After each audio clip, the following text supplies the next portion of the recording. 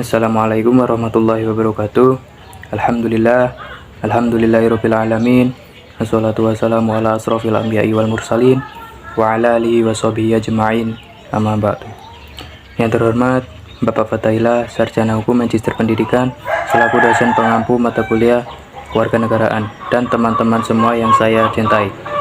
Baik, kami dari kelompok 4 ingin menjelaskan analisis buku kami yang berjudul Restorasi Pancasila, Mendamaikan Politik Identitas dan Modernitas.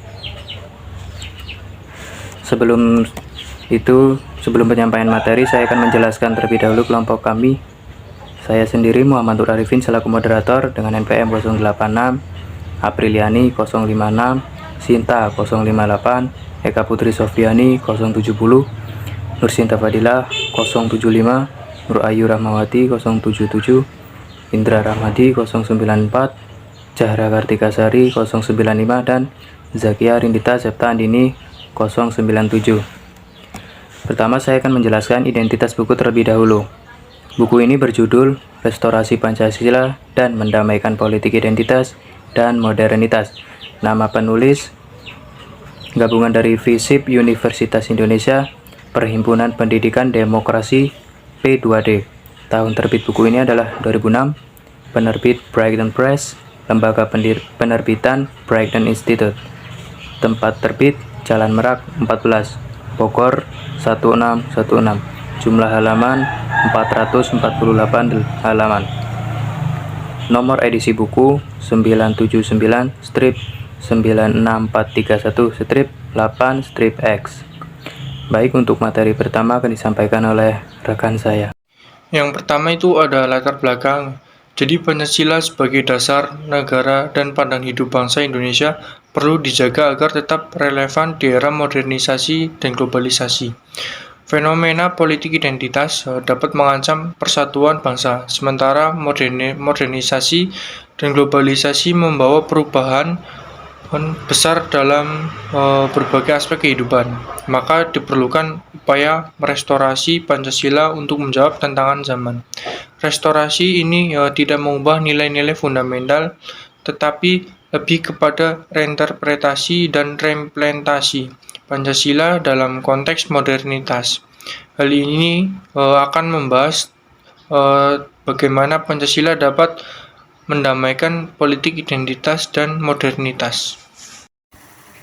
Deskripsi Pancasila. Buku berjudul Restorasi Pancasila, Mendamaikan Politik Identitas dan Modernitas adalah buku yang mencakup tentang Pancasila, ideologi dasar negara Indonesia, dan pengaruhnya terhadap politik identitas dan modernitas. Buku ini mencakup berbagai aspek dari Pancasila, mulai dari sejarah, pengembangan, dan pengaruh terhadap politik dan kehidupan bermasyarakat.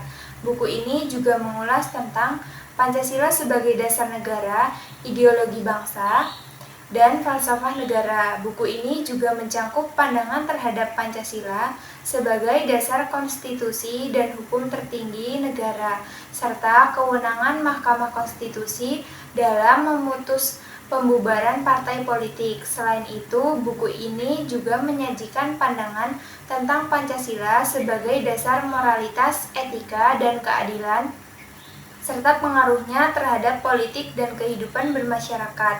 Buku ini juga menampilkan pandangan tentang Pancasila sebagai dasar pemikiran dan pendidikan karakter, pengaruhnya terhadap politik identitas dan modernitas.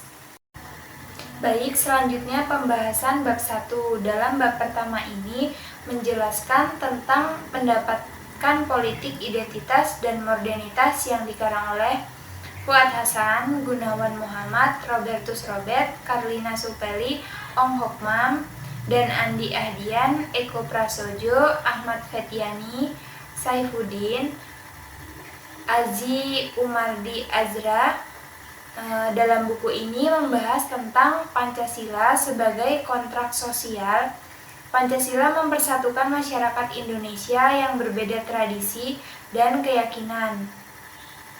Pancasila pada mulanya disebut sebagai gagasan penafsiran kehidupan berbangsa atau Staatszeit, namun diperkenalkan sebagai gagasan nasional dalam pidato Bung Karno tanggal 1 Juni 1945 dan menjadi dasar gagasan tersebut. Pada bab ini menyoroti relevansi Pancasila sebagai identitas nasional Indonesia dalam menghadapi berbagai tantangan pasca pemilu 2004. Dalam konteks keragaman dan krisis identitas budaya, Pancasila dianggap sebagai kekuatan pemersatu vital. Meskipun menghadapi tantangan dalam politik dan sosial termasuk pencemaran makna oleh rezim Soeharto, Pancasila tetap dianggap sebagai platform ideologis yang fleksibel bagi Indonesia. Makalah tersebut juga membahas kompleksitas peradaban Indonesia dan krisis identitas dalam konteks globalisasi dan disintegrasi sosial budaya pasca Soeharto. Menurut Jacob of Tama dalam pidatonya menyoroti tantangan yang dihadapi oleh Indonesia dalam menghadapi globalisasi dan pergulatan identitas, serta pentingnya memahami kembali Pancasila sebagai dasar negara. Dia menekankan bahwa keberagaman dalam kesatuan adalah kekuatan Indonesia, dan Pancasila harus menjadi landasan kokoh dalam pembangunan negara. Dalam pandangan pluralisme, Pancasila dipandang sebagai fondasi negara yang harus dijaga ketat oleh pemerintah. Tetapi pendekatan ini kurang berhasil dalam pencapaian integrasi nasional. Pada bab ini juga menyoroti relevansi Pancasila sebagai identitas nasional Indonesia dalam menghadapi berbagai tantangan pasca pemilu 2004. Dalam konteks keragaman dan krisis identitas budaya, Pancasila dianggap sebagai kekuatan pemersatu yang vital. Meskipun menghadapi tantangan dalam politik dan sosial, termasuk pencemaran makna oleh rezim Soeharto, Pancasila tetap dianggap sebagai platform ideologis yang fleksibel bagi Indonesia. Dalam buku ini juga membahas kompleksitas peradaban Indonesia dan krisis identitas dalam konteks globalisasi dan diintegrasi sosial budaya pasca Soeharto. Bab 2 yaitu tentang mendamaikan politik, identitas, dan modernitas. Yang nama pengarangnya yaitu Daniel Hakida, Manuel Kaisipo, Sediono, MP Jondronegoro, Iwan Gardono Sujatmiko, Hermanto Siregar, dan Yulia Fitriani, Haryanto, dan Endriatmo Suetarto. Pembangunan bangsa yang berlandaskan pada jati diri dan nilai-nilai seperti yang tertuang dalam Pancasila dan pembukaan Undang-Undang Dasar 1945 akan menjamin Indonesia masa depan seperti yang dicita-citakan. Pembangunan demikian itu juga tidak mengenal subordinasi aspek-aspek sosial, politik, budaya, dan lingkungan hidup di bawah aspek ekonomi. Dengan demikian, proses pembangunan dapat mewujudkan cita-cita keadilan sosial bagi seluruh rakyat Indonesia sebagaimana yang diamanatkan oleh sila kelima Pancasila. Permasalahan-permasalahan yang timbul pada masa itu dan yang belum terselesaikan sampai saat ini akan memiliki pengaruh pada perjalanan pembangunan bangsa dan negara di masa depan.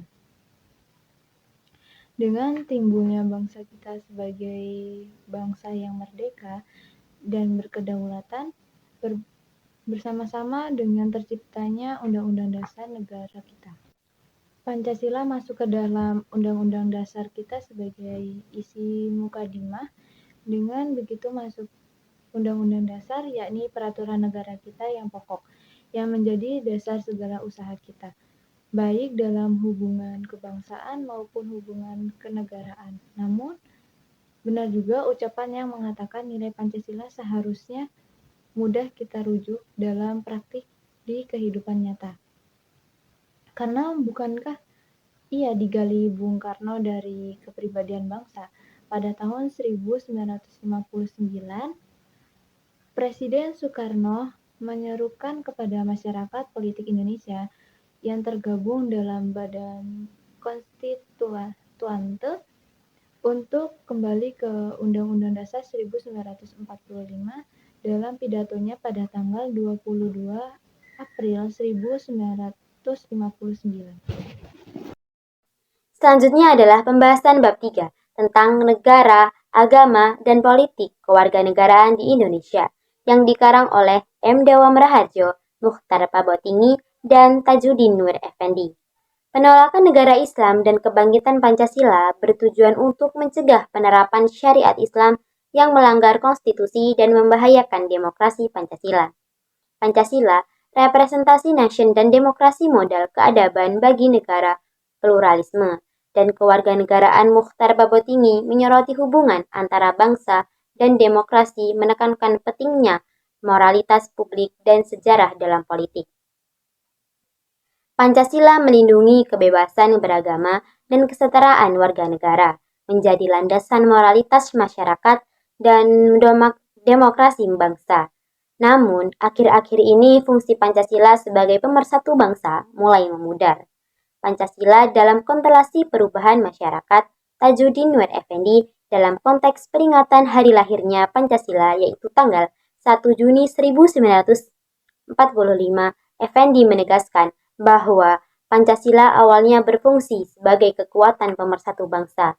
Pancasila di tengah perseteruan dua ideologi dominan selama Indonesia mengalami kekacauan politik dengan banyak sekali korbannya. Otoritarianisme bertentangan dengan hak asasi serta harkat dan manusia. Pancasila sebagai kekuatan pendorong kesadaran kohesi sosial. Diperlukan identitas kolektif dalam menangani kepentingan masyarakat yang beragam. Hal ini bisa dicapai dengan mengembangkan nilai moral sebagai pedoman dalam interaksi politik, menghormati kemanusiaan, mengutamakan dialog dan konsensus, serta menjaga persatuan melalui keberagaman. Sekian, terima kasih. Bab 4 yang berjudul Pancasila, Globalisasi, dan Hak Asasi Manusia yang berisikan karangan Todung Mulya Lubis, Gayus Arifia, dan B. Heri Priyono yang berisikan tentang para founding fathers yang percaya bahwa hak asasi manusia adalah bagian integral dari konstitusi dan mencakup individualisme, liberalisme, dan kapitalisme. Di Indonesia, perdebatan mengenai hak asasi manusia telah berlangsung selama 53 tahun. Perlindungan hak asasi manusia termasuk hak politik, ekonomi, sosial, dan budaya sangatlah penting karena cakupannya yang signifikan dan luas. Ketetapan Undang-Undang Dasar 1945 memperkenalkan konstitusi lama. Indonesia telah menerapkan konstitusi baru yang mendukung hak asasi manusia, namun hak tersebut mungkin belum sepenuhnya optimal. Hak asasi manusia internasional memerlukan keseimbangan kekuasaan dan mekanisme region realistis. The Forgetting of Memory oleh filsuf Paul Ricoeur mengeksplorasi etika ingatan, pemahaman persepsi, peniruan, dan pemahaman. Faktanya, Deklarasi Universal Hak Asasi Manusia tahun 1948 menyatakan setiap orang memiliki hak untuk kebebasan berpikir, kesadaran, dan agama. Hak ini termasuk kebebasan untuk mengganti agamanya atau kepercayaannya dan kebebasan untuk menentukan secara mandiri atau bersama komunitas, secara publik atau privat, memanifestasikan agamanya ataupun mempercayai ujaran agama, praktik peribadatan, dan mengikutinya. Kesimpulan, buku Restorasi Pancasila Mendamaikan Politik, Identitas, dan Modernitas adalah kesimpulan esai yang membahas isu-isu penting di Indonesia seperti politik, identitas, modernitas, dan peran Pancasila dalam kehidupan bersama. Para penulis memberikan perspektif dan analisis yang mendalam. Pancasila masih relevan dan dapat mengatasi tantangan yang dihadapi. Nilai-nilai Pancasila masih relevan dapat mengatasi tantangan yang dihadapi. Nilai-nilai Pancasila seperti ketuhanan yang manusiaan dan persatuan, kerakyatan, dan keadilan sosial dapat menyatukan bangsa. Pancasila memberikan kerangka kuat untuk membangun masyarakat inklusif, damai, dan sejahtera. Dengan menerapkan nilai-nilai Pancasila, kita bisa mengatasi tantangan politik, identitas, dan modernitas, dan membangun masa depan yang lebih baik untuk Indonesia. Selanjutnya untuk komentar buku, buku ini memiliki kekuatan dalam keberagaman sudut pandang para penulisnya, memberikan gambaran yang utuh tentang isu-isu kompleks. Namun, bahasa yang terlalu akademis sulit dimengerti dan tidak ada solusi konkret untuk masalah di Indonesia. Restorasi Pancasila mendamaikan politik identitas dan modernitas adalah buku yang penting bagi mereka yang ingin memahami isu-isu krusial di Indonesia. Meskipun beberapa esai terlalu akademis bagi pembaca awam, buku ini memberikan analisis yang menarik tentang restorasi Pancasila, politik identitas, dan modernisasi di Indonesia. Baik, sekian presentasi dari kelompok kami, kelompok 4, dengan analisis buku dengan judul buku Restorasi Pancasila dan Mendamaikan Politik Identitas dan Modernitas. Kami akhiri presentasi kami. Assalamualaikum warahmatullahi wabarakatuh.